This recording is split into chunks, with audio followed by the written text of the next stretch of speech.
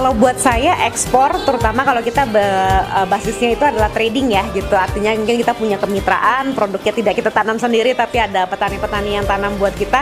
Yang nomor satunya itu kalau saya adalah legalitas. Itu dulu deh gitu. Karena itu yang paling besar membedakan antara pasar ekspor dengan pasar domestik. Legalitasnya harus jelas. Legalitas perusahaan seperti itu, perusahaannya seperti apa, bagaimana urusan perpajakannya itu seperti apa, lalu kemudian yang berikutnya izin ekspornya seperti apa, dan kemudian yang pasti juga adalah sertifikasi yang dibutuhkan itu seperti apa gitu. Nah, kaitannya dengan sertifikasi, nggak harus semua sertifikasi dikoleksi kayak gitu, tetapi tanya lagi kepada negara tujuan, sertifikasi seperti apa sih yang diperlukan, sehingga kita betul-betul bisa menyediakan sertifikasi sesuai dengan kebutuhan pasar, seperti itu.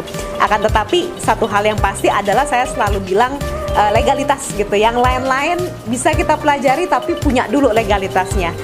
Nanti akan sangat menyusahkan ketika kita misalnya melakukan ekspor, karena setiap ekspor itu pasti tercatat di bea cukai, ada pemberitahuan ekspor barangnya seperti itu.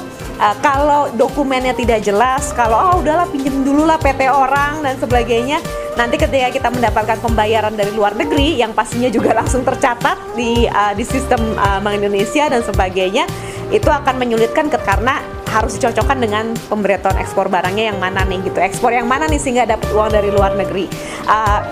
Jangan sampai akhirnya ekspor bisa jalan, pembayaran bisa diterima, tapi akhirnya nggak dapat bayarannya justru karena isu-isu legalitas seperti itu. Juga kemudian semua dokumen-dokumen ekspor, nomor induk kepabean dan sebagainya, itu semua kaitannya dengan si perusahaan itu sendiri. Jadi pastikan legalitas dan sertifikasinya, itu yang nomor satunya seperti itu.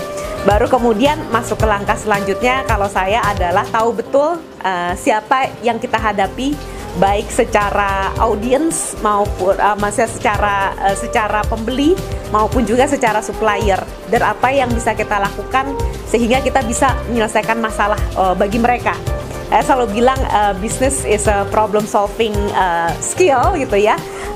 Real business, real problem gitu. Jadi kalau masalahnya aja nggak ada, ya nggak akan ada bisnisnya gitu kan, seperti itu.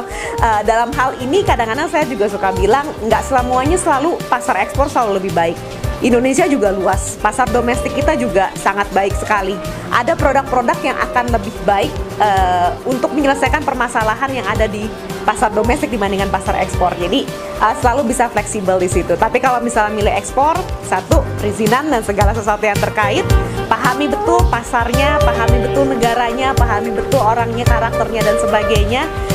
Pahami betul supplier dan bagaimana kita bisa kerjasama untuk memberikan hasil yang terbaik. Yang ketiga, dimulai.